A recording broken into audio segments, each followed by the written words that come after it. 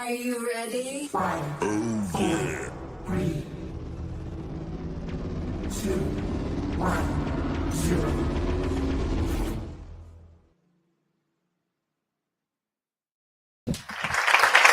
What's up, y'all? Trent Small, the chef.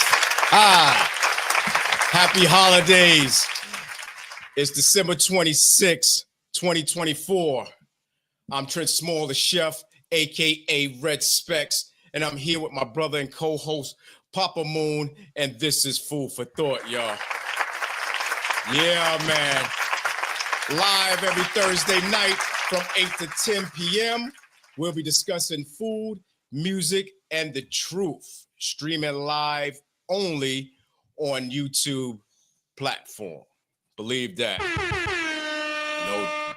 No doubt. You can catch our audio portion of this show on Spotify for creators and YouTube Music, man. YouTube Music. What's up, brother D? In the building. Chilling. What's going on, baby? What's happening? Nothing. But in that note, we're going to get it kicking in right now. Let's get it in.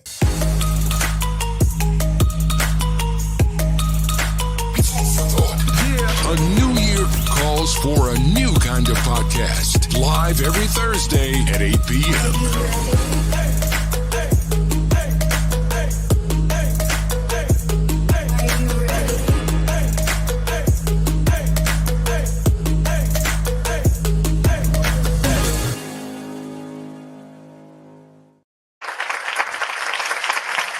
Welcome to Food for Thought. I'm your host, Trent Small, the chef, aka Red Specs, and my brother, co-host Papa Wolf, aka Alpha Moon. We're back. It's season 3, no doubt. We're thrilled to have our listeners and our viewers with us here again tonight. So thank you for joining us here tonight. Remember, don't forget to follow, like, comment, share, and hit that subscribe button so you won't miss any of the notifications on this episode and you won't miss any of the episodes. Well, thank you very much for your support. Also, you guys know that donations and gifts is always welcome here at Food for Thought. You can cash app us at Food for Thought FFT, or you can Zelle us at Food for Thought FFT. Cash and money orders is always welcome here, baby, at Food for Thought. You know it. And we thank for our donations, for the donations coming in, man. We appreciate that very, very much. Also, as you guys know, you can follow us on Rumble. You can follow us on Rumble at Food for Thought FFT. And that way you can get some of the information on there. Also, we'll be airing our season episodes every Friday night at 3 p.m. on Brooklyn Free Speech TV, Channel 3. So that way you can just go back and watch our old episodes from season 1 and 2. Season 3 is not there yet, but those two, they're going to show every Friday on Channel 3 in Brooklyn, man. Big up to Brooklyn, man. No doubt. Food for Thought is still taking video submissions of all genres. So if you guys have original music, spoken word, or anything that you're doing in your community that's on video, we can look it over to be considered to be played here at Food for Thought. And obviously, you can send those submissions to foodforthought1424@gmail. And please make sure it's an MP4 file so it can be played here on the program. And thanks to all the submissions that already came in, because we got a lot of ones, a lot to go through. So we just want you guys to bear with us, and we're gonna get it done. We're gonna get it on. Right. Yeah, man. Definitely gonna yeah, but before we continue with the show, man, I got a little announcement real quick. We have a very important message today one of our beloved friends and well-known mixtape DJs was recently faced a devastating loss today due to a tragic house fire, and he lost everything. DJ Ray Double R has given so much through his incredible music and dedication to the hip hop scene. And now it's our turn to give that back. A GoFundMe has been put up by his partner Jibo the Pro to help him rebuild and get back on his feet. So go down to the link below that you see right there and dedicate, man. Any contributions, no matter how small, will make a huge difference for his brother. Yeah. Please visit the link below, man, and donate and show your support. And let's come together as a community to help our friend at his time of need. And thank you so much. Yeah, thank you for your generosity and your kindness, man. Big up to DJ Ray Double R. Yeah. That's a good brother, man. We met him a long time ago with Jibo. And we did the security, we did the Mixtape Kings, man. When you talk about Mixtape Kings, and we had Jibo on a few shows back describing his relationship with Double R, man. And like I said, these guys were deep into the underground mixtape scene, and one of the first to do it. One of the first to do it, man. No doubt. Good brother, like I said. So all prayers go out to him and his family. Mm-hmm.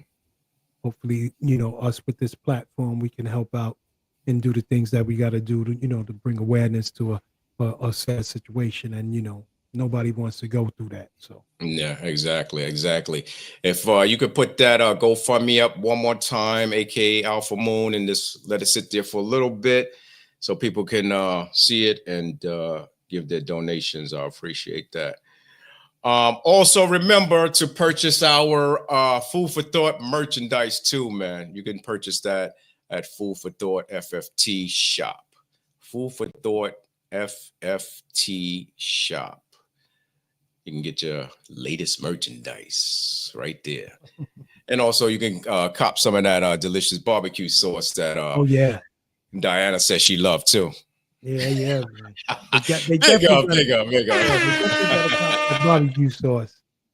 Yeah, man. That's you gotta cop that. Yeah. So right now we're gonna get into our sponsors, man. Let's give a shout out to our sponsors tonight, because our sponsors help us build a stronger platform within the industry, and we just want to thank them for that.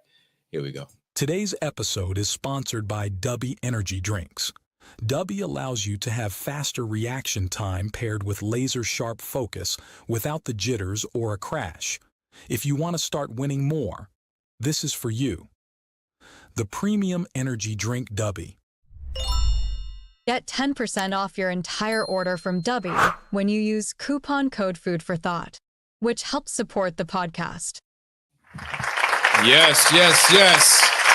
Food for Thought is that code. Food for Thought, 10% when you tag out of the shopping cart when you leave. Food for Thought. So what's up, brother D?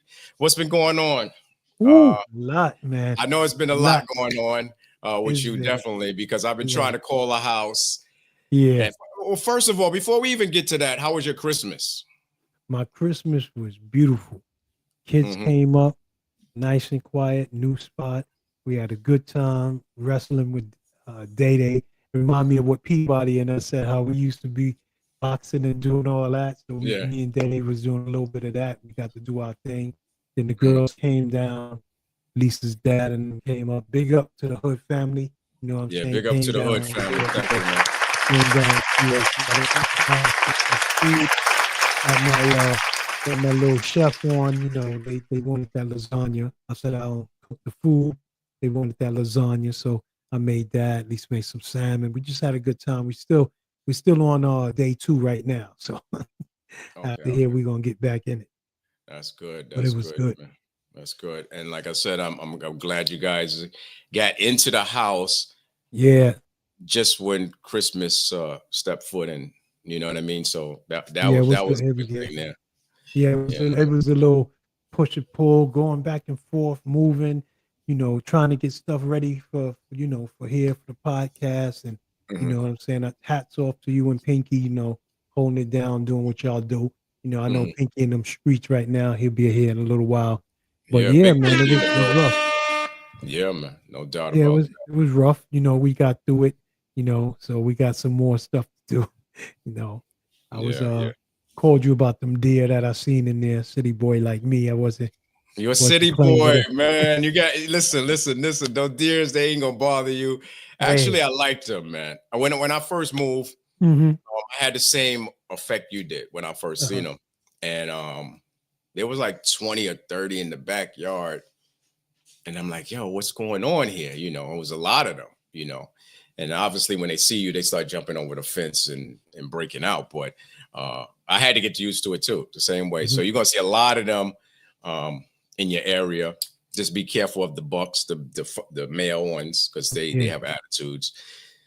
But other than that, man, God's nah, they was creation, man, you gotta love yeah, it. they was right there, man. I'm showing her the property line. This the back, and I'm talking to her. All of a sudden, she said, "Dad, what's that?" I'm like, "What you talking about?" She said, "You don't see them ears sticking up?" I said, "What?" "Oh yeah." And she said, "Wait, there's some more over there." It was like a whole crew chilling, That's good. freestyling in the corner, Yeah, yeah, gotta love just it. freestyling. Like, nah, I said, "When I run, you run." But I went to Yeah. go get my phone. They was right there in the back, so I went to Hmm. get the phone, and then when Yeah, they when good. I came back, they was there. Yeah, they was all good. So So what we new got experience. tonight, D? What we got tonight? Tonight is going to be a good night. Right now, we're going to have tonight. We're going to have accountant and tax preparer. I might say the name, pronounce the name wrong, but Tubai, Tubai Hilton, right? Mm. He's going to be here, Tubai Hilton, right? And then we got attorney at law Diane Rosenstein. She's staff attorney at the San Francisco Department of Police and Accountabilities. So that's going to be real good, interesting. I mean, I didn't get a chance to meet up with them when we was doing the system check because of the moving and everything, but I'm pretty interested in talking with them and sharing my thoughts and stuff like Hmm. that. So should be a good show. And then of course we got Respect Chef doing his thing, cooking up some good grum. And then we Hmm. got Pinky coming in doing the news as always, and he got some good news. But what you gonna be whipping up? I'm gonna just we're traveling to the vibrant world of Thai cuisine. Oh, here we go. Here we go again. Just mouth-watering Here we go again.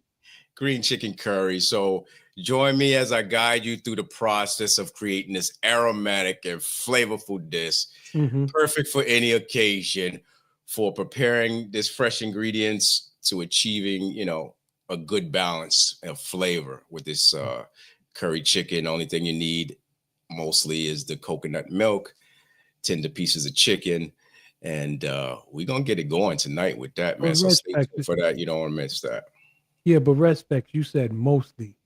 All you need is most. So I know you got some secret ingredients, probably that you Yeah, ain't yeah, gonna get but to the audience. I You gotta can't throw go. this. They gotta go get that. Yeah, you gotta go get that. Yeah, you gotta So, go get that. we be good with Subscribe, and that. you'll see the whole recipes. Yeah. Before we get to our guests, I want to take a moment to talk about a deeply upsetting incident that happened recently in New York City, Mhm. and a woman was attacked and set on fire in a subway. Yep. An act of unimaginable violence that has shaken many of us when we saw the video. Mhm. And man, I watched the video on social media, and me being a first responder, man, it made me so upset. Mhm. You know, I can't even watch the video anymore. No. That's how upset I Yeah. am with it. Yep. You Yep. know, sometimes when I get to the video, or if somebody make a comment on the video and I get to the video, I scroll fast past it Uh-huh. because I can't even watch the video anymore because it's so upsetting. Mm-hmm. So our hearts go out to the victim, her loved ones, and anybody who feels the weight of this tragedy, man. This kind of shameless violence is a stark reminder of the vulnerability we face in public spaces. BK Pinky, he's going to come here. He will give you more details on the story later in the show. But it's important for us to address incidents like this. Oh, for sure. Not just to reflect on the tragedy, but also to know how we can create a safer, more compassionate community. We've seen conversations about public safety in the subway systems growing louder and louder, and rightly so, man. You know, it raises the questions about mental health, law enforcement presence, and how society can, how society cares for its most vulnerable. Are we doing enough to address the root cause of such violence? Are we doing enough? These are hard questions, and but they're necessary questions. Facts. Our thoughts are with the victim's family as they try to recover from this horrific act. And also, if there's any way we can come together to support them, whether it's through fundraising efforts or simply spreading awareness, please let's do it. Yeah, let us know. Yeah, I love to do that. I would love to do that. I also want to take this opportunity to remind everyone to look out for one another. If you see someone in distress or something suspicious, please don't hesitate to report it or help without endangering yourself. By staying vigilant and compassionate, we can make a difference, man.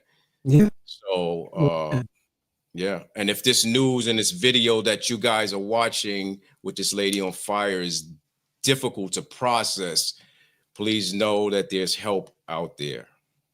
Yep. Whether it's talking to someone about your feelings or learning more about bystander interventions, CPR, how to help somebody if something happens to someone. There are tools out there to support you. So just remember that. I'll include some of the links in the episode descriptions later on in the show that can help probably with that. You guys can look that over later. Let's not allow fear to take over, but instead use this moment to stand together, man. And advocate for change. You know what I mean? We have to do something, you know, as a people, as, you know, communities, we gotta do something. Like you said, if you see something, say something. Yeah. You know what I'm saying? Like, it's just that people are so into filming and everything and all that stuff that, you know, come on, man. For some views, a lady sitting there burn, help her out, do something. People, just stay safe out there and always take care of yourself and each other. And that's what I have to say with that, man, please.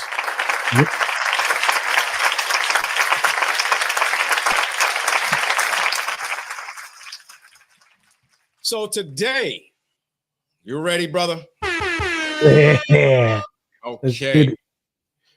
Today, we're diving deep into the realm of justice and integrity. We're joined by exceptional staff attorney from the San Francisco Department of Police Accountability, renowned for her dedication to upholding the law within law enforcement. Please welcome the sharp and insightful mind of Diana Rosenstein, man, in the building, man. Let's bring her in. Hi. Thank you. Turn your phone the long way. If you figured out how to do it, I think last week you didn't figure it. Did we figure it out? Yes. 1 second. I remember now. All right. Yeah, man. Yes, in the building. There you go. Yeah, thank you for coming on the show today. Yes, Thank you for having us, for having me. Yeah.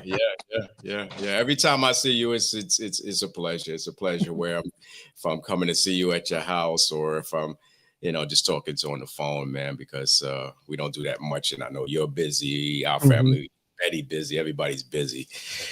So tell people who you are and where you come from, and what is this San Francisco Department of Police Accountability? Sure. So I've lived the majority of my life in San Francisco, but in the 90s I lived in Los Angeles because I went to UCLA for college, and while I was there, it was during the Rodney King trial. So I was literally in school when that verdict came out, and then we walked out, and I remember being on the 10 freeway thinking, why are the palm trees on fire? What is going on?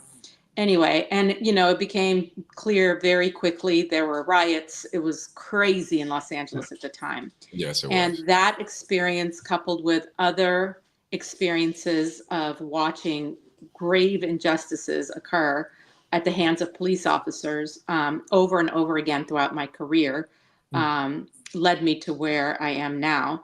So after going to UCLA, I decided, partly because of all the things I was seeing in LA at the time, I decided to go to law school because I was very concerned about social justice and wanted to do my part to make sure that society becomes more just. Shortly after law school, I became a public defender, and that's when I really started seeing incredible injustices occurring to people who are impoverished, who are discriminated against, etc. But during my time, so I've worked for the city of San Francisco as a public defender. I've also worked as a city attorney. And while doing those jobs, which got me into contact with a lot of law enforcement, a lot of criminal related issues, I happened to get on the radar of the executive director of the Department of Police Accountability. His name is Paul Henderson.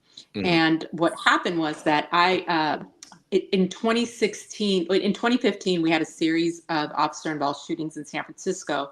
And there was an outcry from the community about how these cases were being investigated and how police misconduct was investigated in general. And so this, what we did was we created a charter amendment that revamped a former department and created the department where I work now. And Paul Henderson recruited me to come and work for him because he became the executive director, because he knew that I had that kind of unique background of not just criminal defense, but also representing police officers and dealing with police officers as a city attorney. So now what I do, our office basically has three functions. We investigate police misconduct that's reported to us by civilians. We do periodic audits of the San Francisco Police Department for things like use of force and compliance with constitutional rights. And we also work together with the police department to create written policies that guide the police when they're out and about on what is and is appropriate for them to do under the law. Wow, that's a lot. That's a lot there. Well, Yeah, man. I'm Alpha I'm Moon. busy. Yes, very busy. I'm Alpha Moon. I'm Trent's brother, Bishop Respect brother. Pleasure to meet you. Pleasure to meet you too, and thank you for being here, taking out the time. I know you're very busy. I just had a couple of questions. The San Francisco Department of Police Accountability. Can you tell me the importance for the community what is the importance for the community in that role? Like, what does the community have to do? Well, I think it gives the community a safe space to come and report misconduct of police officers. They don't have to go into a police station. There's a separate department. They also don't have to report it to other police officers. The department was created after a lot of studies that have been done by, people at places like Stanford University of Chicago that revealed that, marginalized, especially people who are marginalized and have a lot of negative interactions with police, they don't feel comfortable going to reporting misconduct to traditional services like internal affairs. We still have an internal affairs department, but it does something different. Right. But traditionally, internal affairs is within the police department. It's run by police officers, and studies have shown that people are reluctant to report police misconduct in those circumstances. So that's why our office was created. And that's what I was going to ask you. Are you guys the same as the internal affairs, or your level is totally different? And when the people come, do they consider you like the internal affairs and they don't really want to come to you sometime, or they're well, yeah, I mean, we still have to do a lot of outreach in the community and explain to them that, we're different. Right. What the difference is. The main difference between internal affairs and our office have synonymous powers to investigate police officer misconduct. The only difference is we investigate it when citizens, like average Joe Blow, reports it. Internal affairs, our counterpart, investigates it when it's member on member reports. So if one police officer says another police officer committed misconduct, or another law enforcement agency says that they witnessed. So sometimes there's interagency task forces, like the feds work with local police, et cetera. And so when they report misconduct, that goes to internal affairs. So we basically concentrate on complaints that come from the average citizen. Okay. Is that everywhere? Because I don't know if it's everywhere. Absolutely not. I never heard it before. That's what I'm saying. That they need that everywhere. No, I know that Chicago has a similar program, but aside from us in Chicago, and I think maybe Seattle and Long Beach, there are not many law enforcement agencies still adhere to the old structure where you have to report to internal affairs. But I think that's slowly changing. Yeah, unfortunately, that definitely. Unfortunately, there's just not a lot of willpower right now. We swung kind of in the direction of reform after the tragedy of George Floyd and Breonna Taylor, and now the pendulum is definitely swinging the other way because police officers complained a lot and said their hands are tied, they can't do their job with the reform efforts that we were trying to put in place. So it's been a rough journey. Now, when a person of the community puts in a report or a complaint, for lack of a better word, are they going under Jane Doe, or do they have to give their full government name and stuff like that? That's a great question. We take anonymous complaints. You do not have to give us your name. What you do need to give us is enough information so that we can identify the incident. Meaning the date, time, location. If you know the precinct, if you know the star number of the officer, if you know the car number, things like that, it's extremely helpful. We don't need the car number and the star number, but we definitely need date, time, location, so that we have access to the databases that are used, for example, by 911, Department of Emergency Management. We also have access to to look up different sectors, like what occurred on a day in a specific sector. But you don't have to give us your name, but you do need to give us enough to identify the incident. Now, the monies that's allocated for this program, how much is used for community based? So I don't think we are allocated a certain budget. Within that budget, we use money to promote and create for example, pamphlets. And one of the attorneys that I supervise also goes out into the community. She goes to high schools and does it's called a Know Your Rights campaign. She hands out pamphlets, things like that. But, money's tight. Money's super tight. So our budget is cut all the time. We are not a priority. So, and I was getting ready to say that too. So what do you think about this new presidency, this new 2025? That's gonna affect you think, how that's going to affect? Because they're going to start chopping up everything. They're trying to do the FBI and everything else. What you think that's going to trickle down your way? It's definitely going to affect our city. I think it's going to affect New York as well, because New York is a sanctuary city. So San Francisco, which means that we don't cooperate with ICE. And those cities are going to be under attack by the federal government. I mean, our new president has not minced words when it comes to that. So I know our city is preparing to deal with that. We are preparing to deal with that by training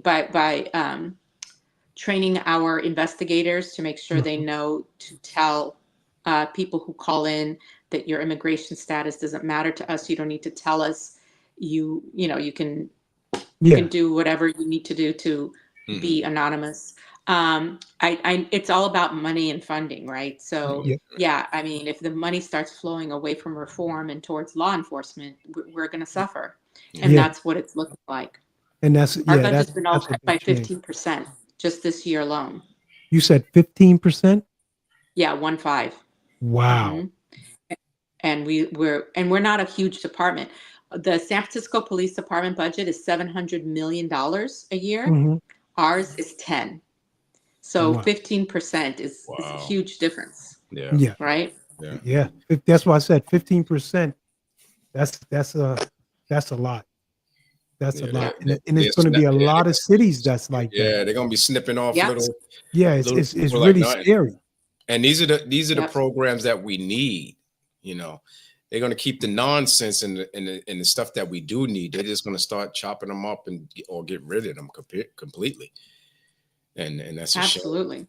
That's a shame. Yeah, I mean, we're part of the safety net, the social services safety net. And I know in our city, and we live, San Francisco is pretty progressive and forward thinking, but it's definitely taking hold here. So I know it's going to take hold, everywhere else. And you would think that they would need y'all more because of the immigration issues that we have now. Right. More people coming in.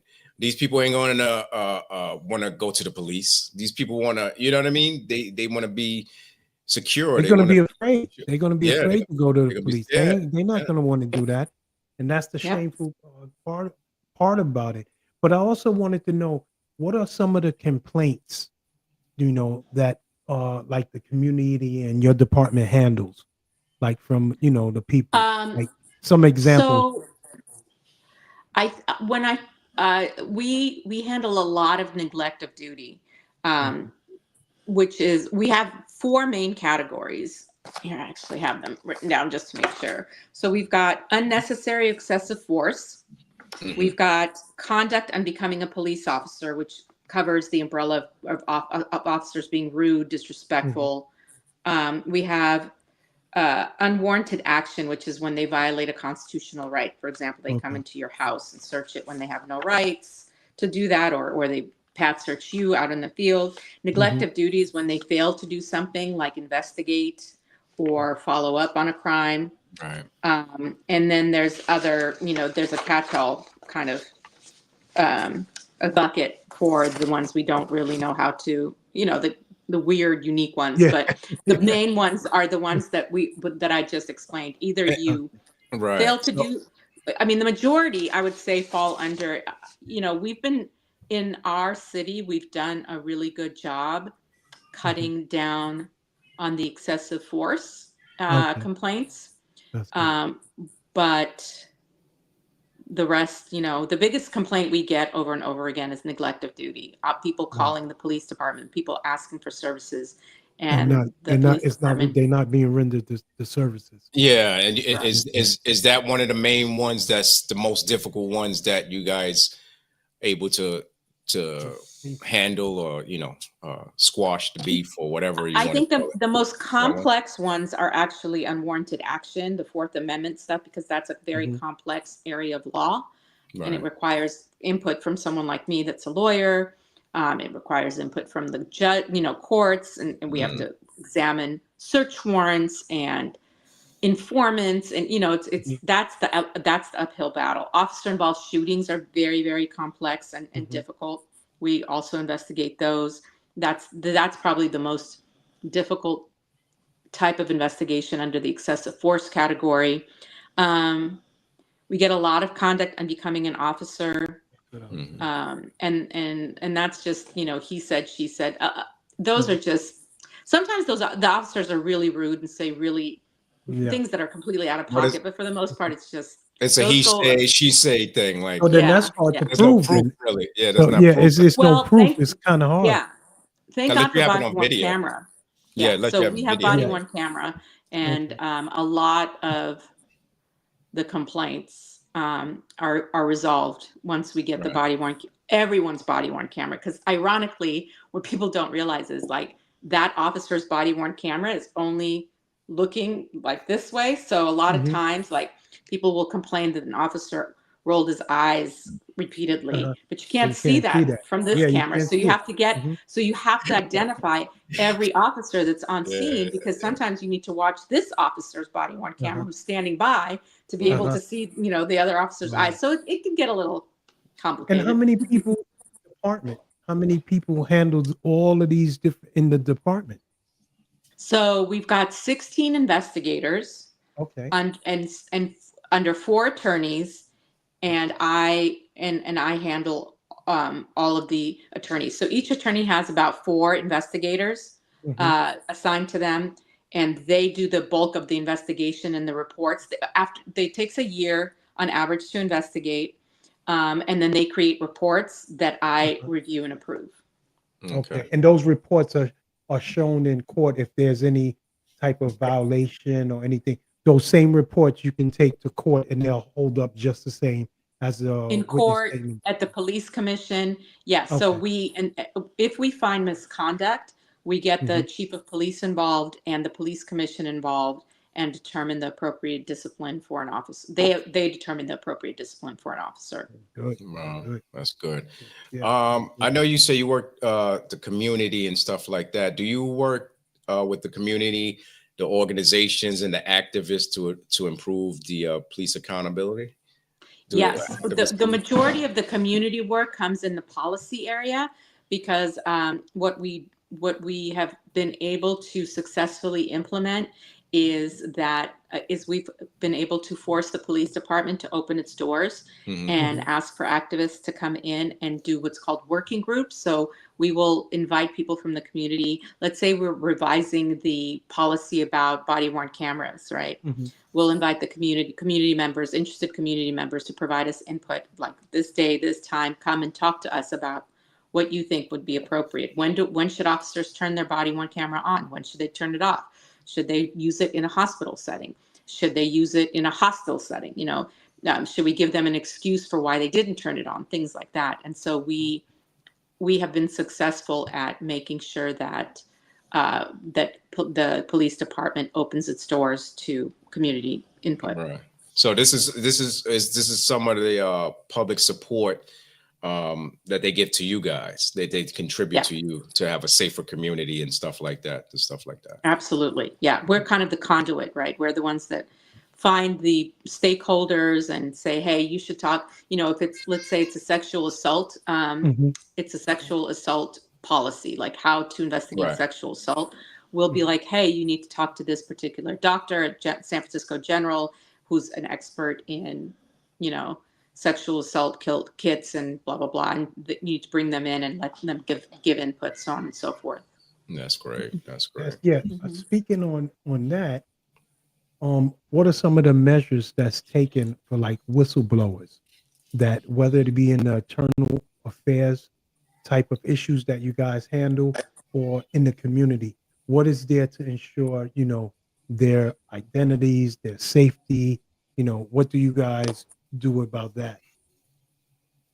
So there is a separate category of misconduct that I didn't talk about because it hardly ever happens, but that is a whole separate category of misconduct. Once a police officer is under investigation in San Francisco, that police officer cannot direct anyone to contact the whistleblower, and they cannot themselves contact the whistleblower.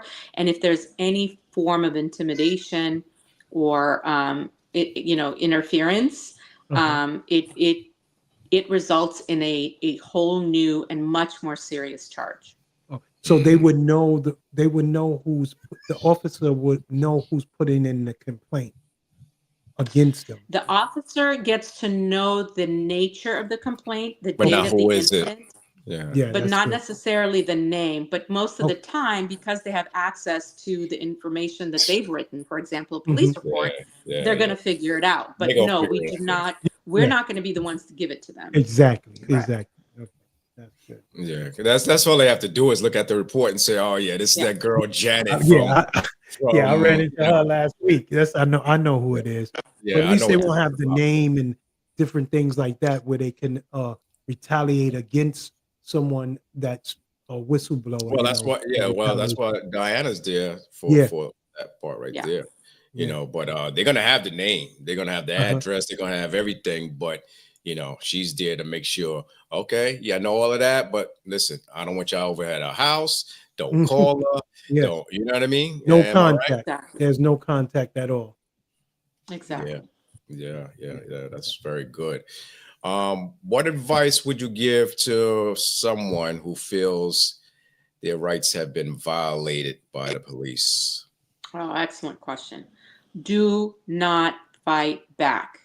If you tense up, and don't tense up, let them handcuff you, let them take you to the station, let them book you, etc. Your fight is going to be in the courtroom, because as soon as you tense up, as soon as you don't give them, you don't lend yourself to the handcuffing, it's resisting arrest, and that changes the landscape of the remedies available to you, as well as what you can complain about. Because if they beat the crap out of you and you're not resisting, it's a very different picture than if you are, because resisting always justifies, it's brutal out there. And think about it, if you were in their shoes, right? Like you're trying to handcuff somebody and somebody's trying to punch you in the face. You're going to do what you need to do, or shoot you or stab you, so we do have to give them deference. They do a difficult job. They really do. When it comes to violence is and people with superhuman strength that are on drugs, etc. It's tough. And I used to see all of that when I was doing paramedic in the city. These guys take drugs and they're stronger than everybody. They're just like, you need like 6-7 people to hold this one person down. Exactly. So I understand. I understand part. And what I don't understand is maybe you can explain it to me. Like, why do a lot of people give so much trouble where trouble wouldn't be if they just do comply. what they told? They just complied with the officer.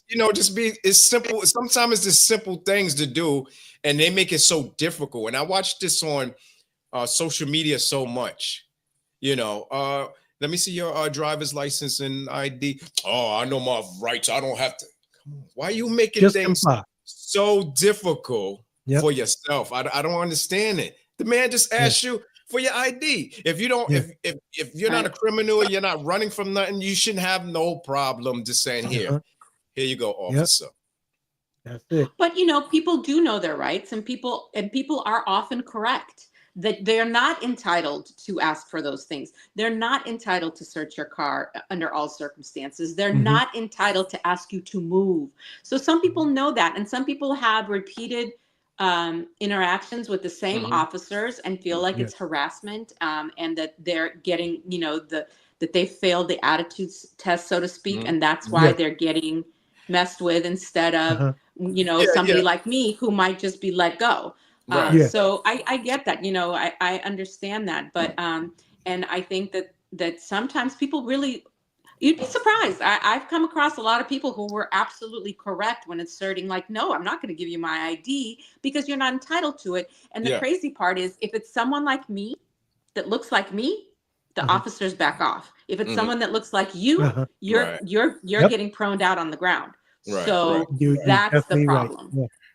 Right. And we want to tell our FFT audience. And I don't think that saying like, oh, just give them your ID is really is the solution. The solution is to make officers aware of their implicit biases that make them that change how the circumstance ends up. If it's me versus you. Right. And that's what we want our food for thought audience to understand, that when these occurrences happen, how to handle it. Like, you know, Bishop said, like Respect said, because I understand. Be compliant. Just be compliant. You know, I mean, I understand you don't got to go through all of that. Issue, right? I understand the issue as far as you checking my car and all that. Now you're going a little too far.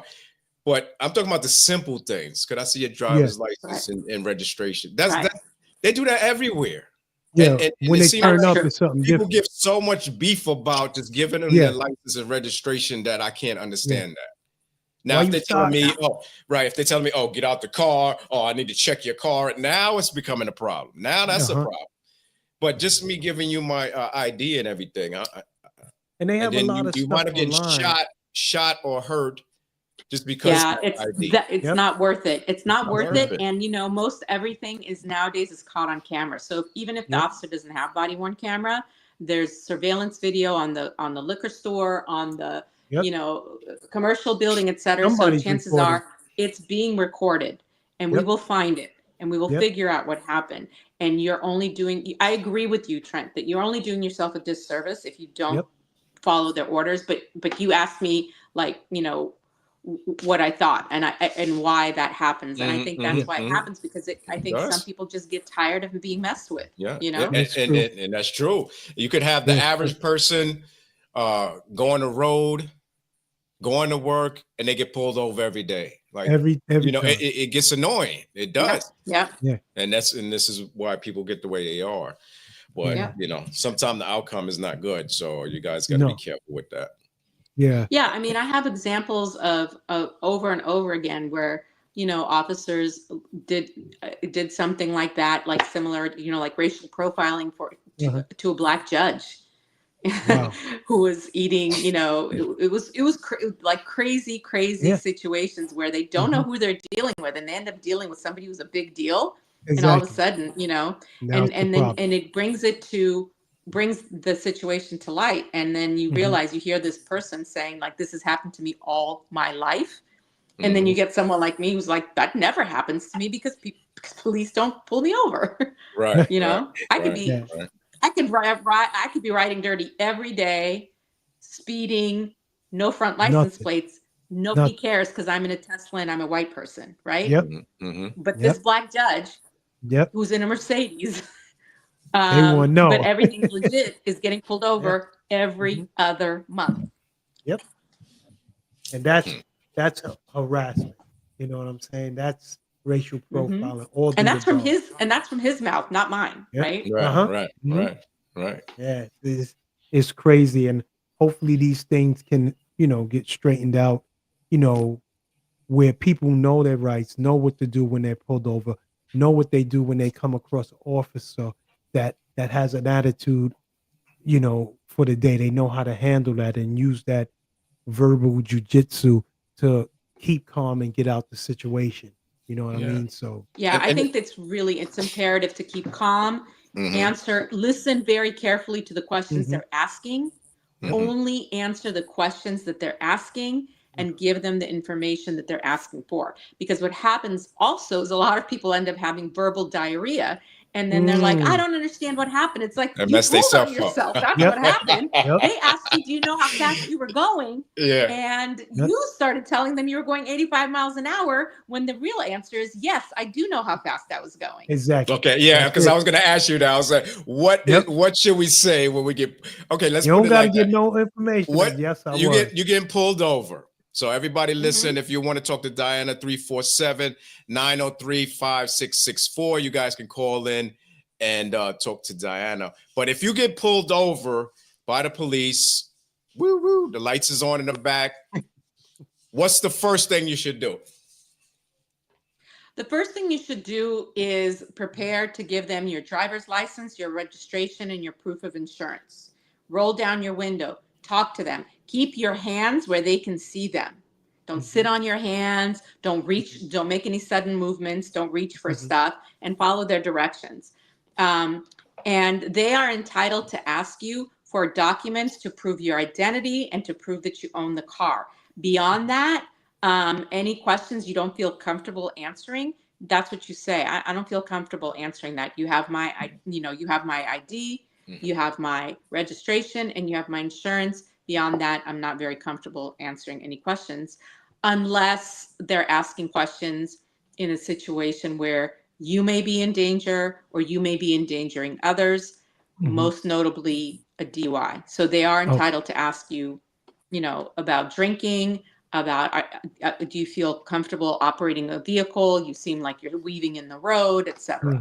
And the sobriety tests and all that, if they find it. So anything related to safety, safe operation of a vehicle and safety. But if they start asking you things like, I saw you make a left turn back there, was that you? You don't have to answer that. Yeah. And if they ask you to take a sobriety test, can a person refuse? Or if they do refuse, will they get reprimanded for the refusal? Or how does that work? Because it's all over so I don't know how it works in New York, but in California, you do have the right to refuse. But if you refuse, then a jury and a judge, it's automatically presumed that you're under the influence. Okay. You are automatically arrested. And the presumption is that you were under the influence. So it's an uphill battle to fight with evidence. Like, how you're presumed innocent until proven guilty. It's the opposite in a DUI, right? It's the opposite in a DUI. If you refuse the field sobriety tests and the breathalyzer or blood, or at least that's how it works in California. Now, if you do all of those things and it's inconclusive, then you have the presumption of innocence, but not necessarily if you refuse. Oh. And that varies by state, right? Yeah, I don't know what it's, that's just California. That's all I know. Yeah. I'm in North Carolina, so I know it probably not apply over here. No clue. Yeah. I remember one time I was on the highway and I got pulled over by the police.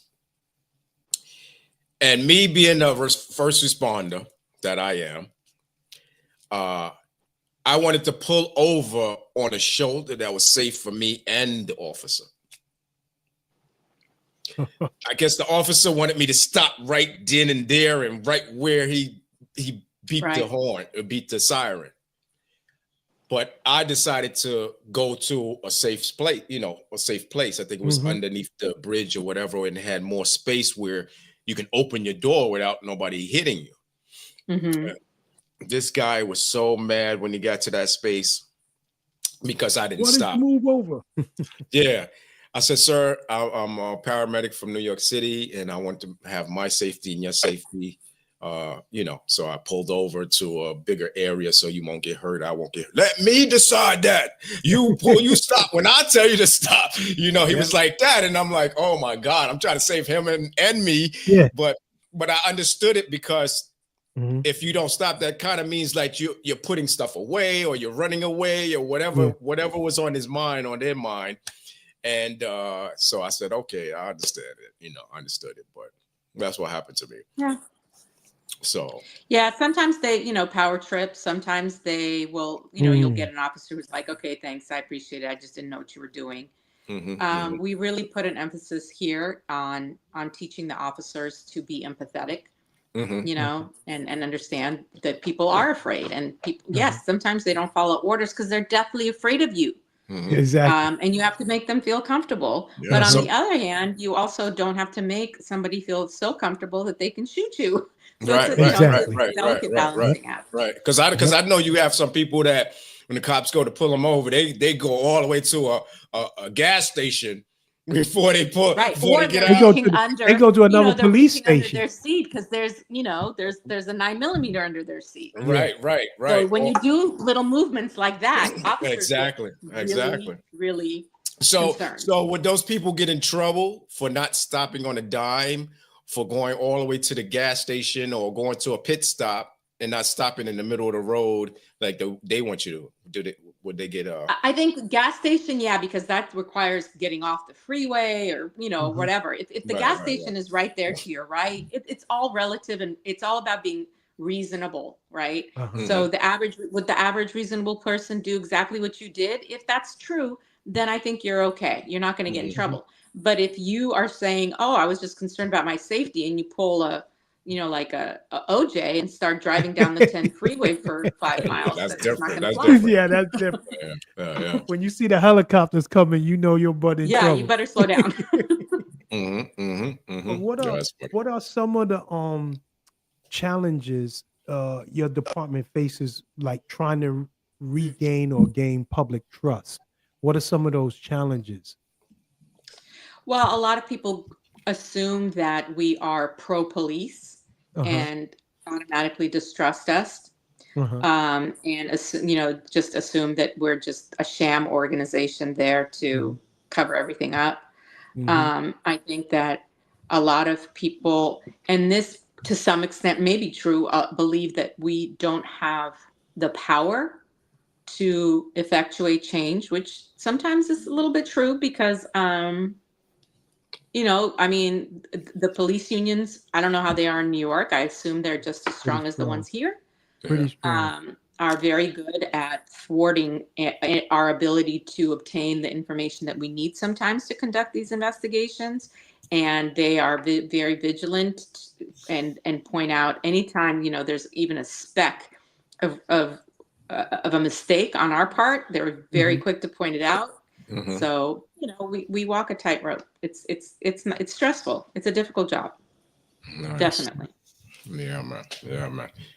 It's just, I hope you guys don't, they get rid of you. I hope they don't get rid of you guys when 2025 come. I'm hoping that this accountability department could spread throughout the United States. Those cuts don't really hit right, you because people need people like you guys, you know, and like you said, they're not going to go to internal affairs because they know that's an inside thing, and they're going to try to cover each other up or do whatever they have to do.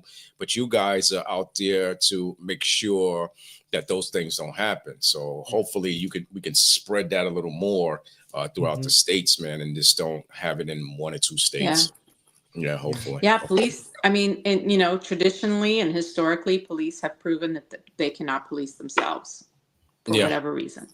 Yeah. And it makes sense, right? They need that camaraderie. They need that brotherhood to keep each other safe. They need to care and rely on each other in the field.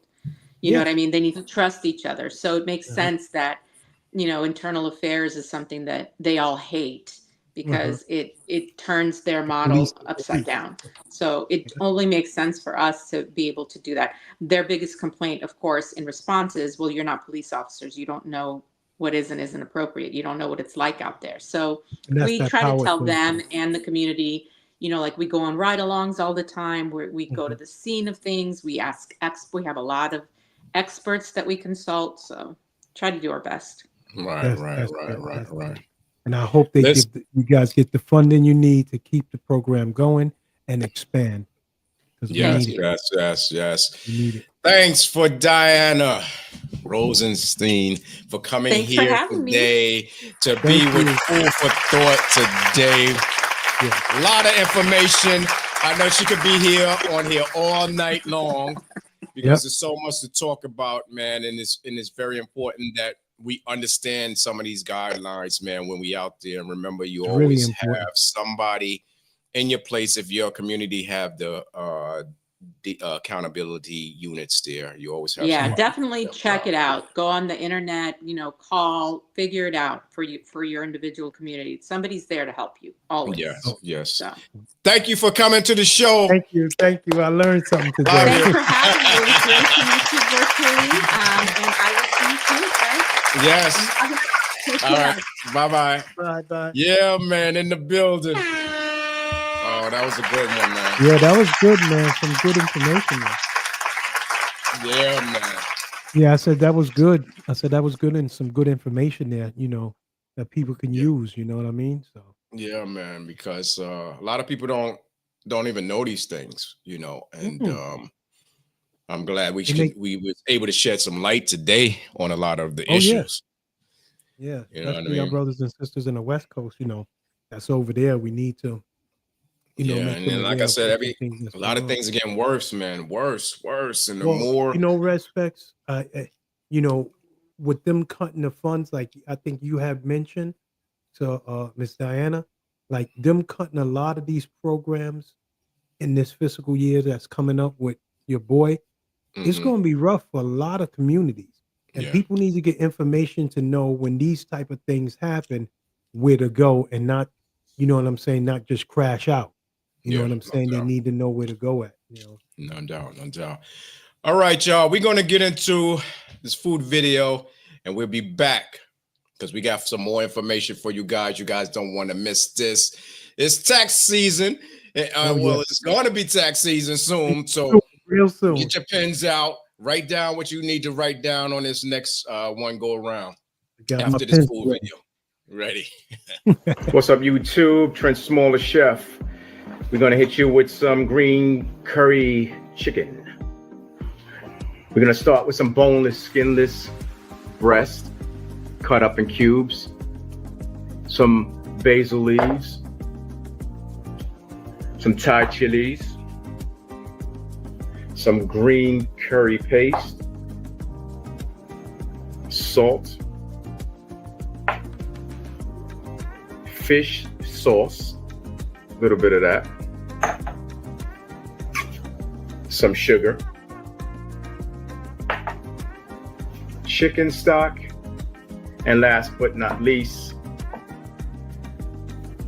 my coconut milk and some oil that we're going to put in the pan right now over medium heat.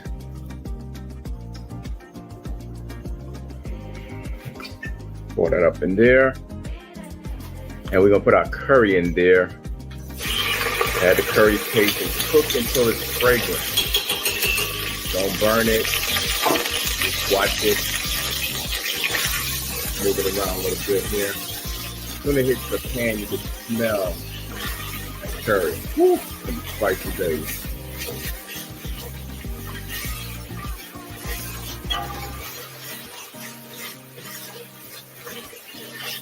Stir that up here.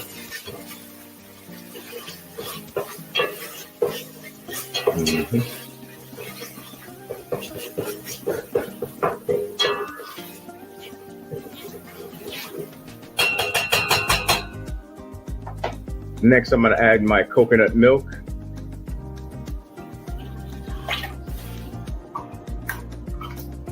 Cook and stir that for about 10 minutes until the sauce starts to thicken. So we want this real thick.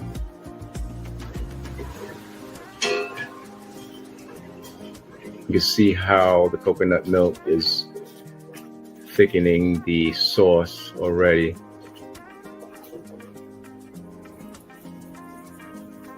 I'm gonna add our fish sauce at this time. Our sugar.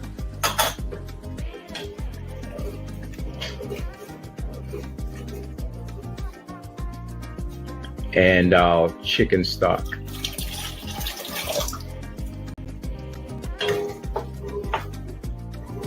We're gonna reduce this and let it simmer. Bring to a boil, down to a simmer.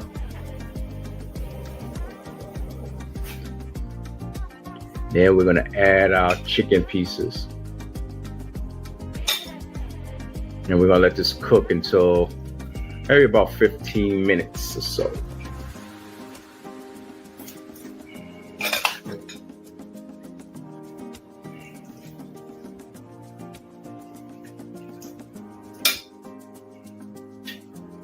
Until the chicken is cooked all the way through. It's gonna be great.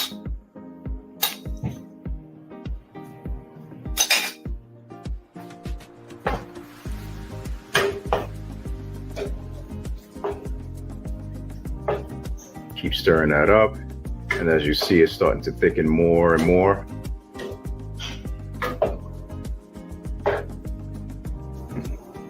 The chicken has cooked all the way through. We're gonna taste and season with salt if we have to.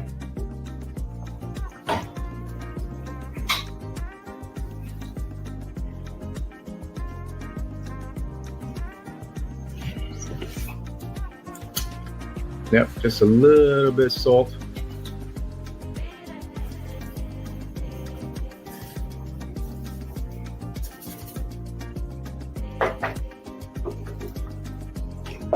Let that thicken some more, and we're gonna start plating. Put this chicken right up on top of here on my jasmine rice. You guys know I like my jasmine rice. So keep that right up there.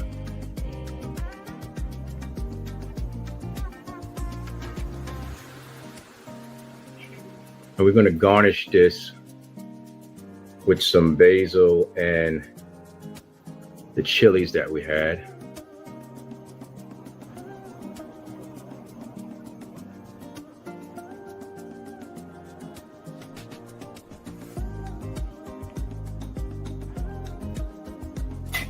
You can smell the spice from it.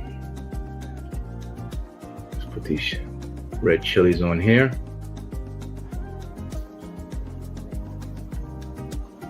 These are Thai chilies. You can get these from any of the Asian food stores. I'm gonna put some basil on here, fresh basil. Oh yeah. Trent Small, the chef. Subscribe, hit that bell, that like, comment. Thank you guys. What's up, y'all? Welcome back to the show, man. Respects, aka Alpha Moon in the building, man. Yeah, yeah. Yeah, like we always do. Come That on, look y'all. good, T. Come on, y'all.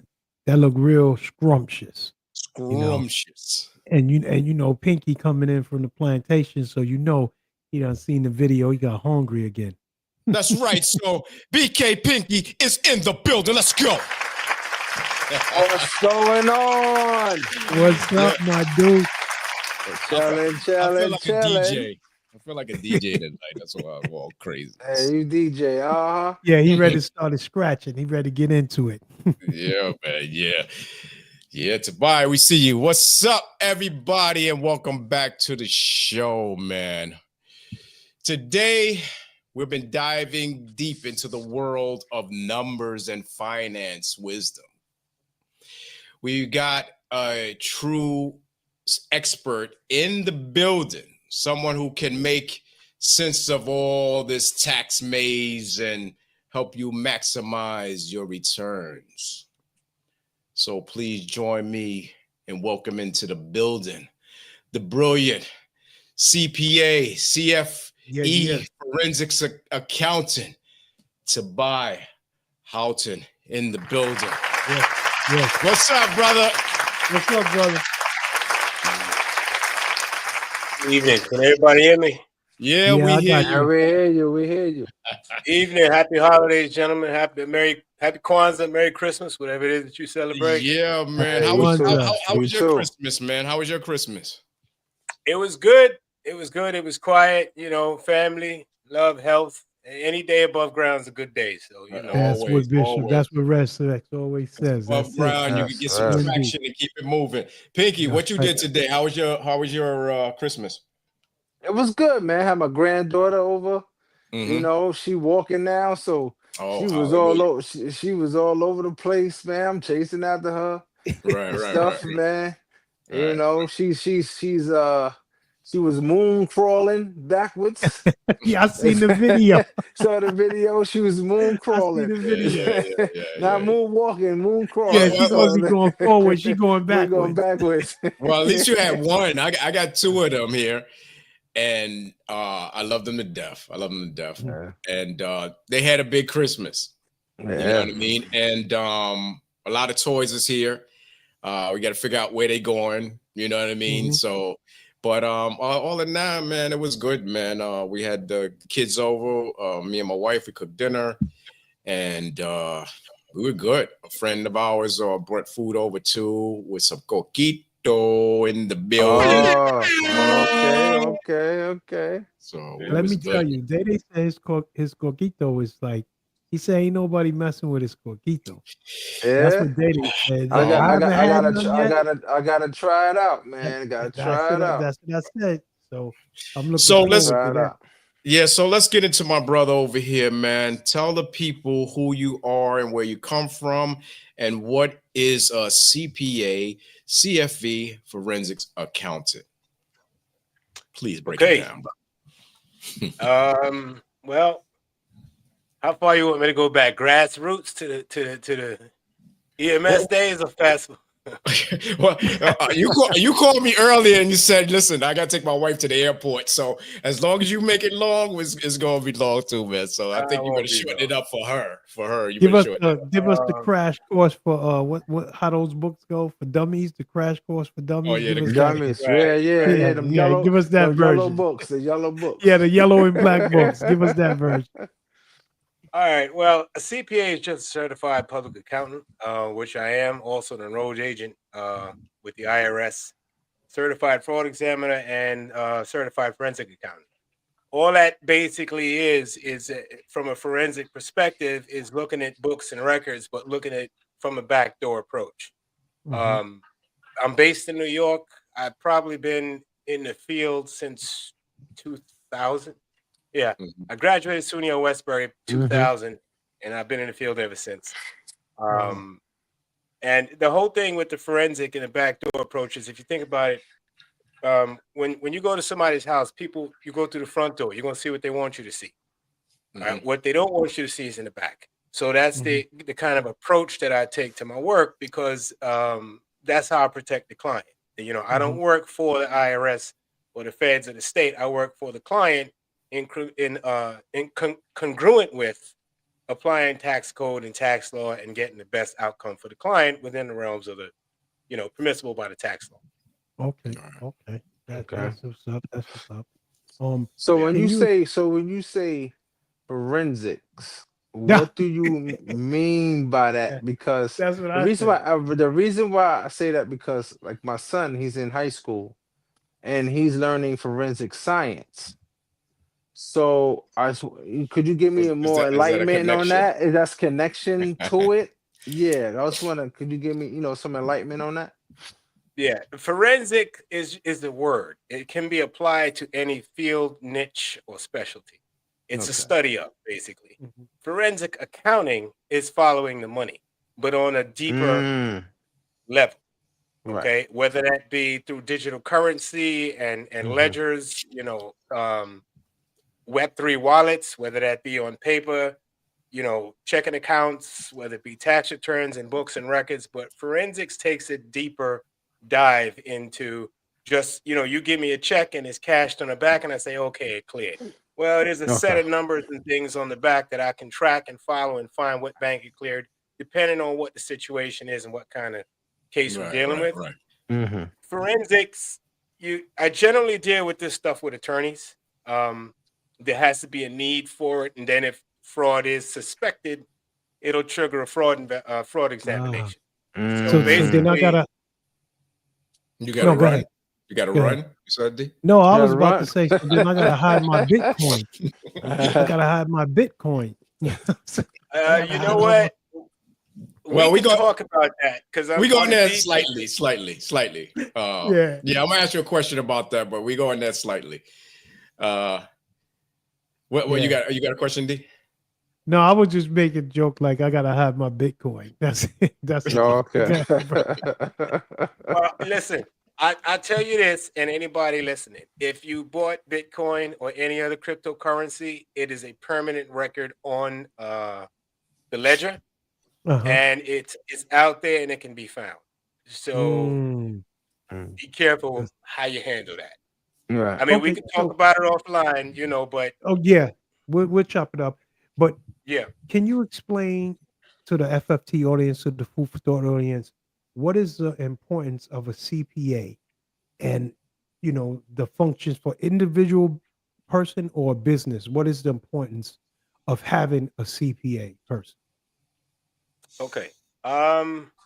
From a business perspective, and this is where we really focus on in my practice, small and mid-sized businesses. From a business perspective, it's all about keeping the books and records in order and working with the client on a quarterly basis, keeping their financials up to date. And I'll give you a cursory example, because it's better to give an example to Yes. express what I'm trying to. Don't say me. Don't So- say me. He said, don't say it. Last minute. Give Bishop joy. Give Bishop. Yeah, I'm the last minute man. So now I gotta change the name. Now I gotta change the name around. Last minute every year. I love my brother. 15 years straight. Last minute. But Last anyway, minute. Yeah. If you run a business, you got to keep the books and records in order. What I find is that a lot of business owners, especially new business owners, they don't emphasize getting a CPA, getting an accountant, and getting that done. They'll emphasize the legal, but then they'll kind of push that to the side. And then what ends up happening is, as your business grows and you become more successful as a business owner, your focus is your craft. It's not your books. It's not all the records in order, things of that nature. So where we come in is keeping those records in order, whether it be through QuickBooks or some other accounting software, doing the bookkeeping, updating the business owner quarterly, what's going on, looking at the financials, taking a top down and a horizontal approach, finding anomalies to show you what your profit margins look like, where your profit leaks, and pretty much bridge that into the tax world to say, all right, look, this is where you are. This is how much taxes you have paid in. This is how much you will have to pay in based on these numbers if you carry it out for the rest of the year. And we use that for tax planning. So they're all interrelated. And there is a need. Now, every business does not necessarily need a CPA at first. What you will need, all business, is a bookkeeper. And it doesn't have to be a CPA. So normally what I'll do is the bookkeepers, I'll work with the client's bookkeeper. And the bookkeeper will I'll look at what they're doing quarterly. If I have to make adjustments, I'll talk to the client, the bookkeeper, hey, what's this? What's that? We'll make the adjustments. And then either quarterly or semi-annually review with the client so that by year end, we have basically prepped everything for year end closing. Make sure we, have paid in or going to pay in what we should in taxes based on our estimates, and prepare to close the books and get the tax return filed, during tax season. So in a nutshell, high level, that's what we do. So that's like a bookkeeper looking after a bookkeeper type perspective. Part of it, right? Because you see these things that there's people like they be shiesty with stuff and stuff. You got to get somebody to watch that person. And they be hiding, try to take money. Yeah, right. So they be taking the money and stuff like that. So do you think the owner or the business, the business owner, you think they should learn that part of business as well so they won't get, ripped off? That's a good question. And I'm going to say I don't discourage anyone from learning anything. I'm all about learning. If you have the time and the desire to do so, yes. But usually the business owner has to practice on their craft because that's what they're good at. And that's what generates the income and the revenue. And that's what expands the business, which is why we work very closely with the client to let them know, hey, let's take a step back for a second. Let me show you what you're doing. Here's where your numbers are.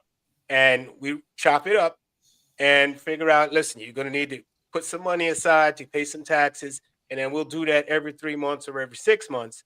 So as a business owner, you're not in the dark, but you have this trusted relationship knowing that, okay, I got a bookkeeper, but also got the CPA, overlooking what's going on and is going to let me know. And generally how that works is I'll copy the client on all communications with the bookkeeper. And if something really stands out, I'll contact the business owner, privately and say, hey, listen, let's talk about this. Now, does Does that same rule apply to like homeowner type of thing, that as sort of like the business applies to what you were just referring to? Does that same rule apply if like for home ownership and stuff like that? And I'll tell you why, if it does. On a personal note, yes, Mhm. it does. Okay. For individual income taxes, and if you Yeah. have rental properties and property managers, yes, same concept. Accounting is the same no matter what business you're in. Each business has its nuances, each market niche, each specialty. But the basis of accounting does not change no matter what business you're in, whether that's individual or business. Right. I want to know, man, how do you stay up to date with the constant changing of tax laws and regulations, man? Because does somebody send you stuff and say to buy, they changing this or they changing that, or you have to do it yourself and get in there and find all the changes? Yeah. Well, because I hold a few different licenses, but the main license is a CPA license. So by law, there are CPEs that I have to take every year, and in those That's like CPEs, a class, right? Like a To class. update you on all the nuances of the different Yes. laws and stuff. we have to take 72 hours of CPE every 3 years, which comes out to about 24 hours a year. And in those CPEs, part of that are current tax law updates. So when the changes occur, we'll get those in CPEs. Yes, I have to, initiate that on my own. So, you'll get a subscription to a authorized provider. But also, part of it is just going to the IRS website and looking at what the updates are for that current year. And also, depending on what tax platform and tax software you use, the vendors will give you that information and tell you what the updates are. So there are a few different avenues that we get that information updated. Okay. Because I was figuring maybe like, people make mistakes by getting information over here, getting information over there, and then you don't know which one you're supposed to do. But like you said, yeah, that's cool. If I could just chime in on that, I'm sorry. Go ahead, brother. No, go ahead. If I could I'm glad you said that, Trent, because, and I just want to, whether it's with me or people out there listening, watching, whoever you use, make sure you get your information. You research that information, because everybody and their mama knows somebody who does taxes, and because one person got this much back, you get this a lot, and I want to emphasize this, especially for our people. I always hear, "Oh, my accountant's great. He gets me back a lot of money." That doesn't mean your accountant's great. That means your accountant knows what to put on paper to get you a lot of money back. Doesn't mean that's what you're supposed to be doing. And more than likely, it may trigger an audit. So I'm not going to go on a soapbox on that, but please be mindful of that and consult your tax professional before you make plans based on all these stories that non-accountants are giving you. And speaking on that, that's what you touched on, what the question I was going to ask you. Me and my wife are new homeowners, and now congratulations, taxes, and thank you. And we have to do a lot of different things on this tax thing. Now we're in North Carolina. First of all, do you know anyone that you can refer us to, or agency besides H&R Block and all of these other different people? That's one. And the other one is, what's the best way for us to prepare ourselves now for this tax season for next year? Okay, good questions. I have clients in North Carolina and South Carolina. I'm licensed to practice in all states. So there you go, D. So there you go. There you go. Ain't need nobody. There you go. He got one brother, or you might as well get the next brother. Yeah, next brother. But you got to remember too, I don't mean to cut you off. Remember too, that when we had our company Wolfpack Management, he did the ending part of the yes, the books, straightening up part of because I'm sure Trent told you about our accountant that we had. He messed us up. to buy kind I of like remember payment. They had the Trump accountant. That's who they had. They had Trump accountant. And Wait, they wait. messed them This all is up. the original Wolfpack crew right here. Yeah, me and my Yeah. brother. Yeah. Okay, Yeah, okay, and well, then good. Okay. and we missing All right. and we missing 3 more, but this is the original right here. Yeah, Us 3 original. plus we got Okay. 3 more. Mhm. Okay. So what? So- I yeah. think. Go ahead. I'm sorry. I think you had another question about the home ownership.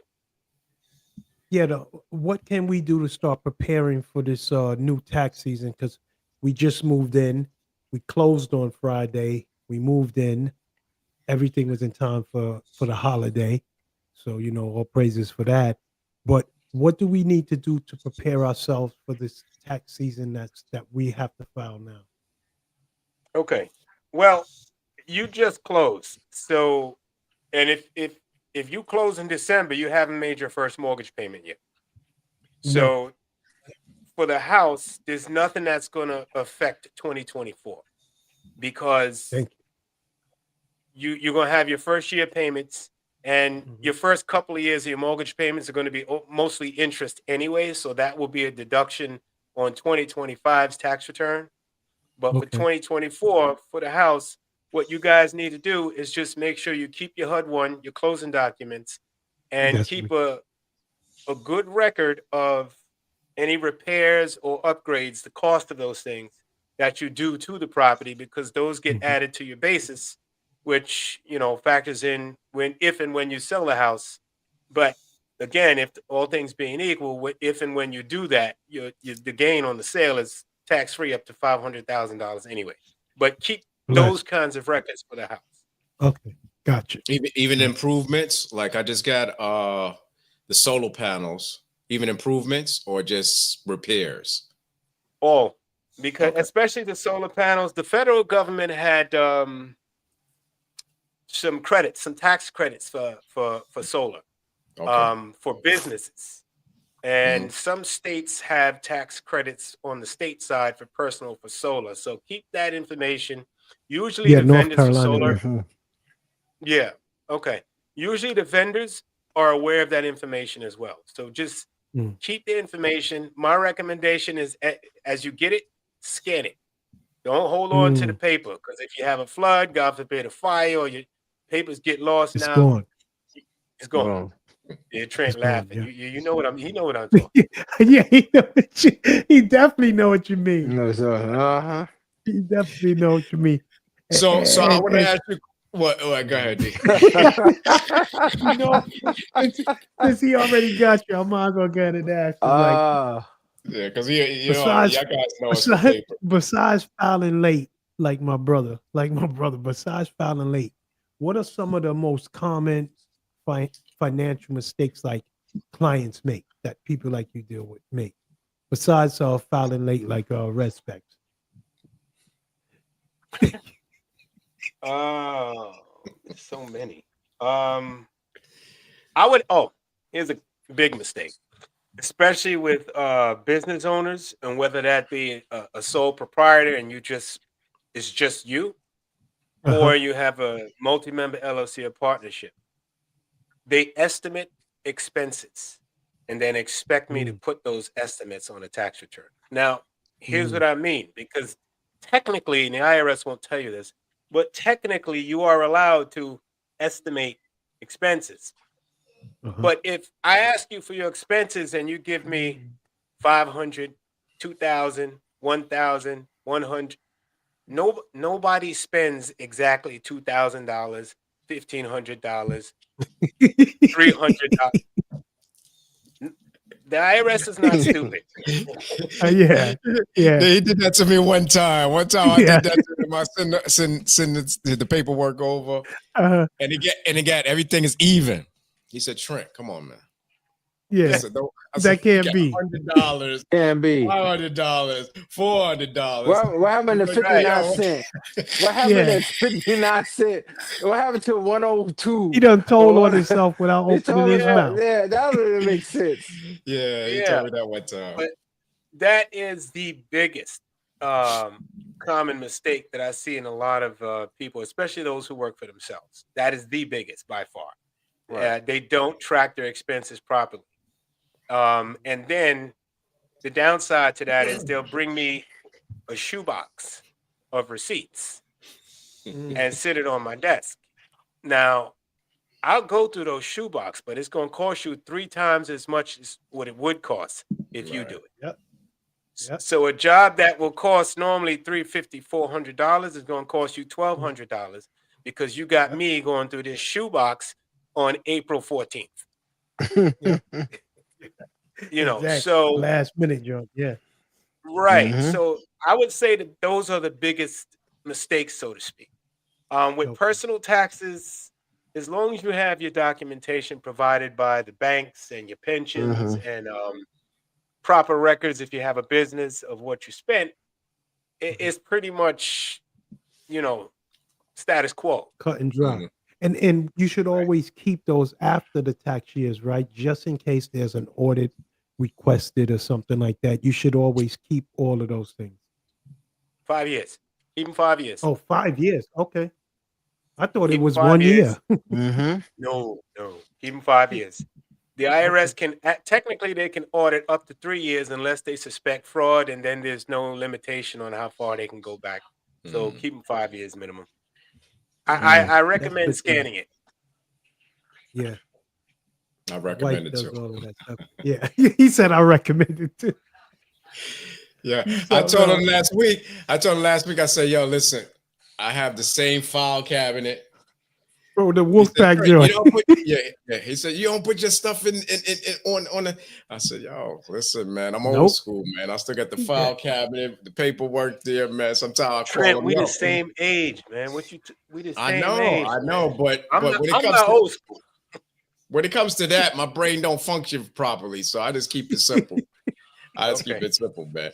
So, what advice would you give to someone who's just started on their own business in terms of financial planning, and how can these individuals and businesses better prepare themselves for tax season to ensure, optimized return? Okay. A couple of things, and I'll keep it concise. The first thing is every dollar you earn, put 30 cents aside for taxes.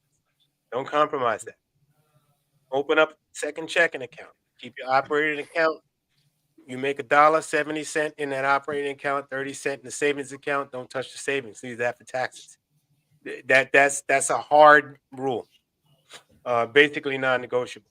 The other thing is that if you do produce goods or services that require sales tax, do not mix the sales tax that you collect with your operating account, because what happens is people will spend it with the intention on paying it, but then when it's time to pay it, the cash is gone. And that opens up a huge can of worms, because when you collect sales tax, that's not your money. That's the government's money. You're just holding it in trust. You're just the middleman. And they don't play around. IRS and the state, they don't play around when it comes to them. You can get away with a lot of stuff in this country, but you mess with the government's money, you're gonna have problems. So Exactly. Right. Exactly. But they can take ours and mess with ours. Yeah. Well, they coming after they want theirs regardless of whatever. And if they can't get it from you, they're gonna ask if you're going to the heavily pearly gates, they want to try to get it from one of your family members or something like that. They ain't letting you get away with nothing.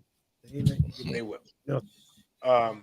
So those are the two biggest things. The other thing is don't cut corners on bookkeeping and accounting. I know it's an expense that doesn't provide much of a revenue. I get it, because there are revenue generating expenses, and then there are expenses that don't generate any revenue. Bookkeeping and accounting is one of them, but don't cut corners on it, because sooner or later you're going to need it, and it's going to cost you more. It will cost you more for me to clean up a huge mess than if it would we were on some type of monthly retainer, reasonable monthly retainer, and we were doing it on a regular basis rolling forward. All right. So for me, can you tell any of the FFT audience in New York, in the state of New York, any new tax laws that you're aware of that's coming down the pipeline for 2025? If you know any new, that has not been decided upon yet. Right now, we are still under the TCJA 2017. Those are set to expire in 2025, by the way. The tax cut, Trump's what's the original date? tax. I don't recall, but they expire in 2025, and Congress is good. And I can get back to you on that. I don't recall. Yeah, no worries. But and then Congress will vote, and they'll probably extend them. I've never seen them go back to the old ways. But right now we're still under TCJA 2025. So, you know, the unreimbursed employee expenses were gone in 2017. You can't claim that kind of stuff. Yep. You know, and SALT, state and local taxes are still limited to $10,000, which hurt a lot of people in the blue states, the high tax states. You know, because once you factor in, if you're on W-2, once you factor in your state withholdings and your local taxes, you've already exceeded the $10,000 mark. Anything beyond that is the loss. Yeah. So those are the major things you gotta, you know, watch out for. But when the updates come out, you know, I can circle back with Trent. Yes. You know, if you guys hold another one, we can, you know, do a quick run on that. Yeah. This your home now. This your home. If anybody wants to talk, y'all can come in at 347-903-5664 if you want to talk to Tobiah about any financial interest that you have or any questions you guys have. Y'all guys can call in 347-903-5664 in the building, man. No doubt, no doubt. So I know you was talking about putting money away and stuff like that. What strategies do you recommend for long-term financial planning investments like stock, Bitcoin, yada, yada, yada, etc.? Okay. I mean, I can give my thoughts. You know, I'm certified and licensed in a lot of things. I am not licensed by FINRA, so I don't personally advise people, but I can share my thoughts, you know, and some of the things that I'm doing. Yes. When it comes to investments, is it part of what we do? Yes. But am I licensed, you know, to sell investments? No, I'm not Series 6 and 63. So I just want to put that out there ahead of time. But, you know, that said, business owners, small business owners, if you can get yourself, if it works for your budget, a SEP IRA, the contribution limits on a SEP IRA are a lot higher than, you know, normal traditional IRAs. And you do it through a business, your contributions are tax deductible. They lower your taxable income.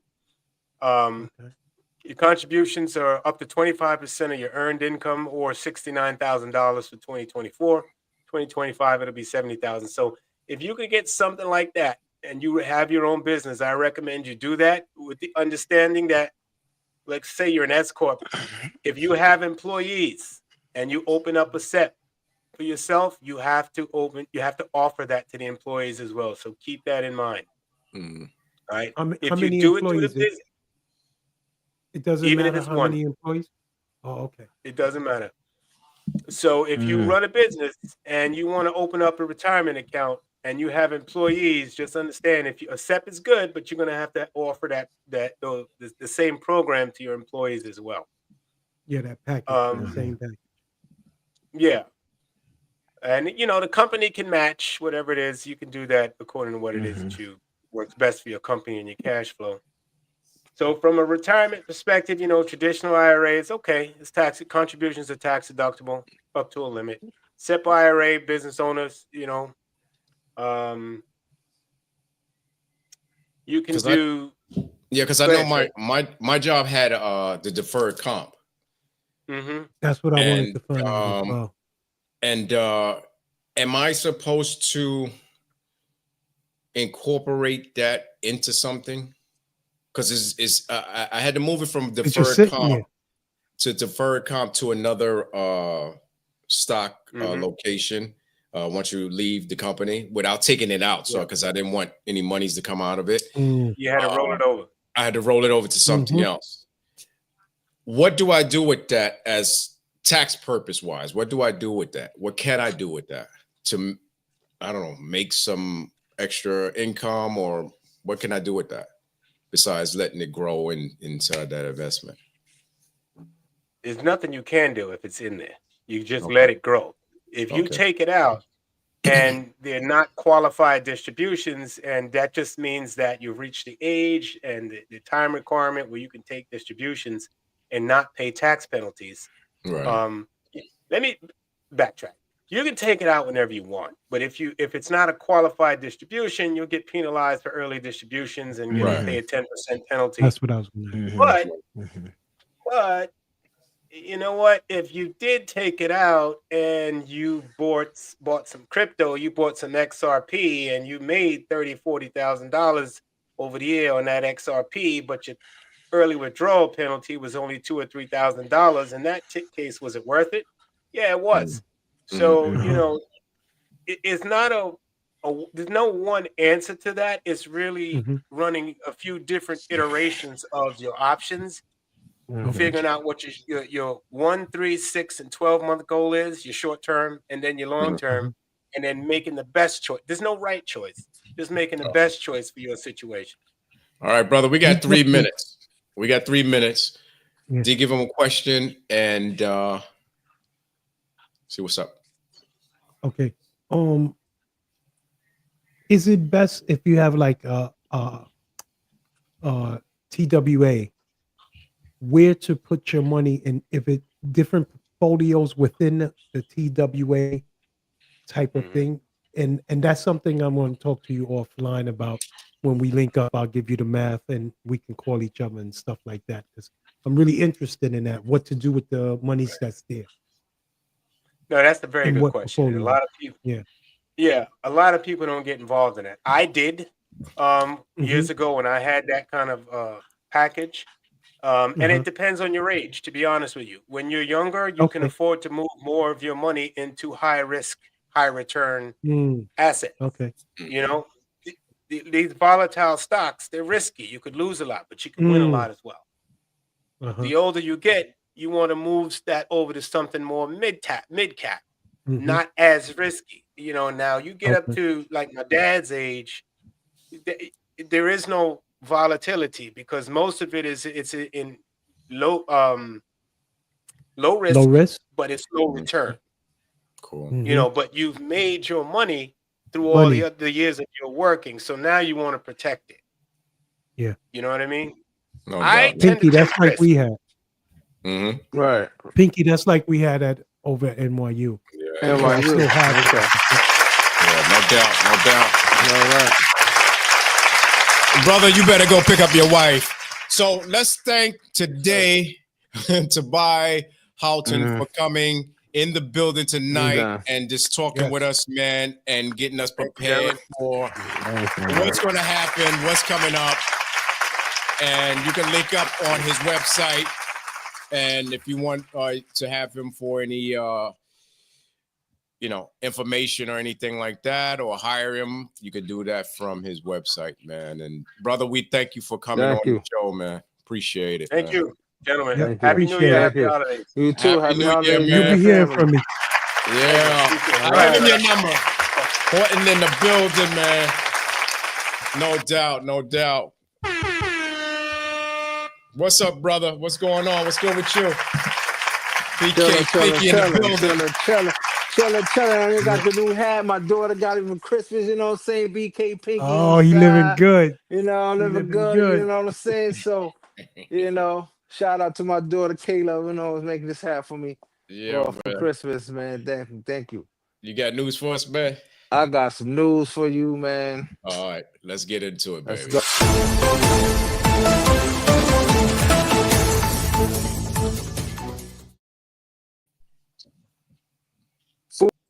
This is BK Pinky here to give you that breaking news.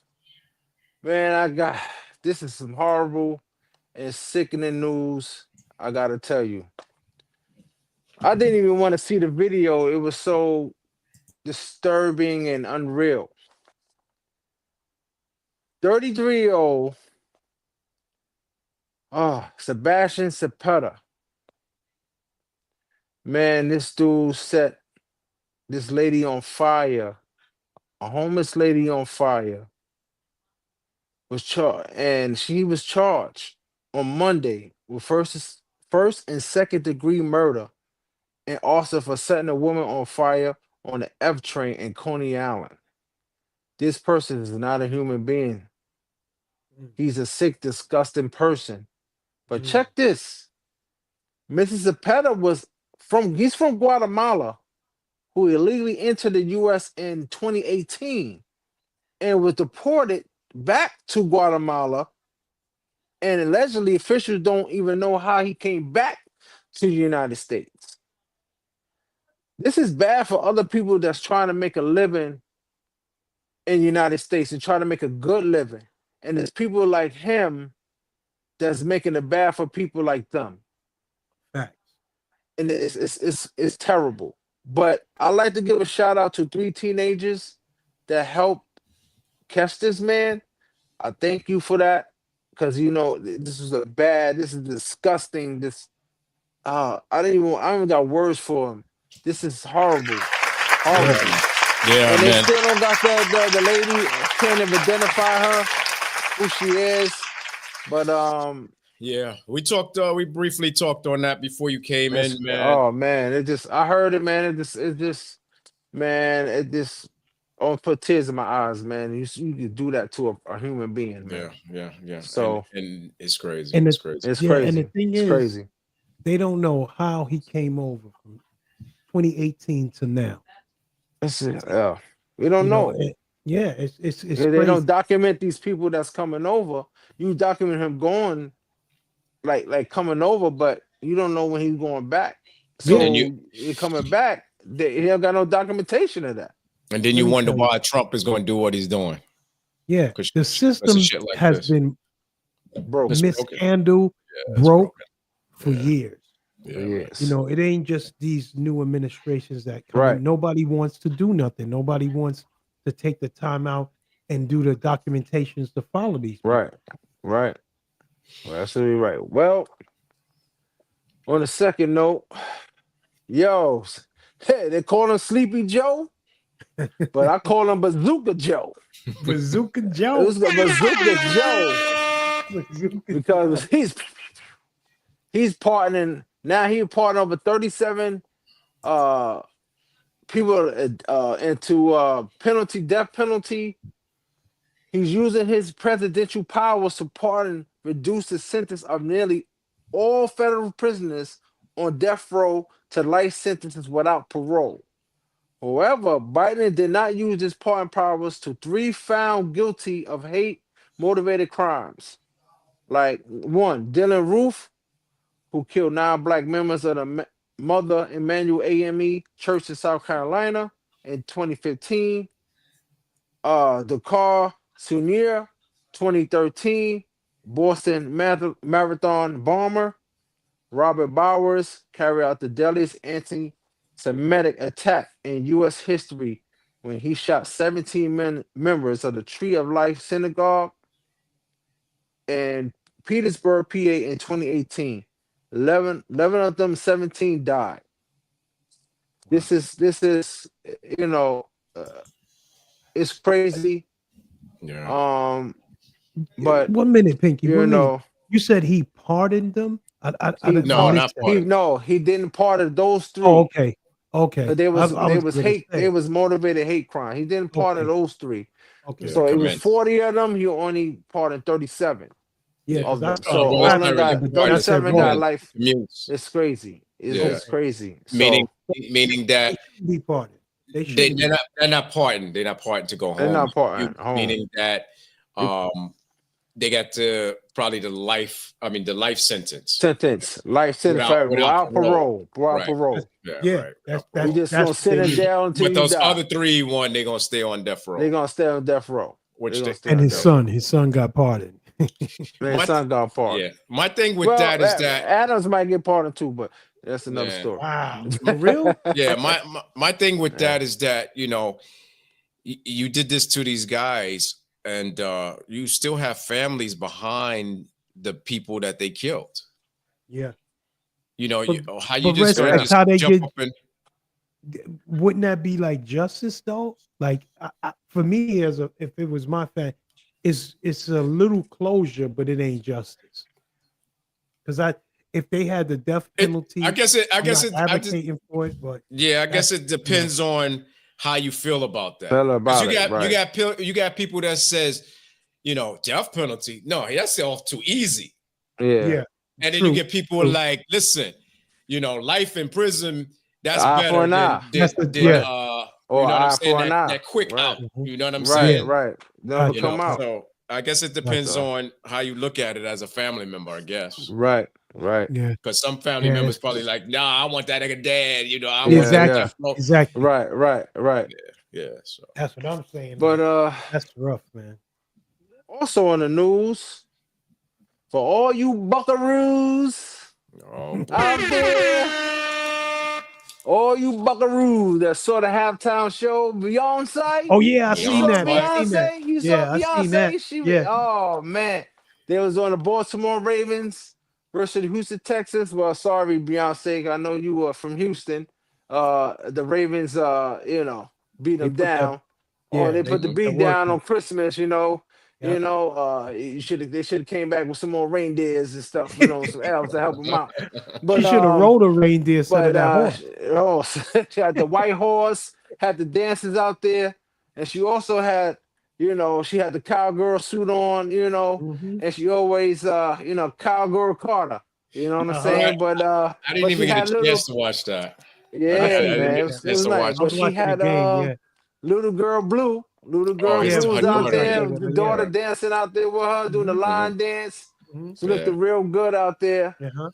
Shout out to them, doing their thing at halftime show. Yo, Kendrick Lamar, you next, man. What you got for us, man? You up next. What y'all think about that, though? Y'all think it's going to be a good show? What y'all think? You gotta, come better, I guess, but it was a good show.